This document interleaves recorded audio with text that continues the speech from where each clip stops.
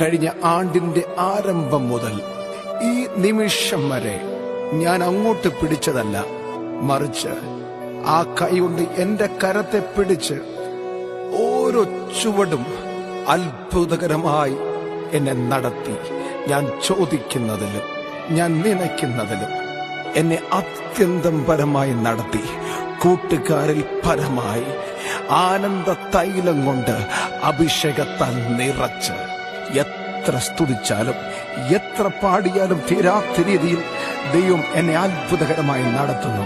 അതുകൊണ്ട് ആരൊക്കെ പാടിയില്ലേലും ആരൊക്കെ സ്തുതിച്ചില്ലേലും എനിക്ക് സ്തുതിക്കാതിരിക്കാൻ പറ്റില്ല. എന്റെ അധരം അറിയാതെ കർത്താവിനെ സ്തുതിച്ചു തുടങ്ങും.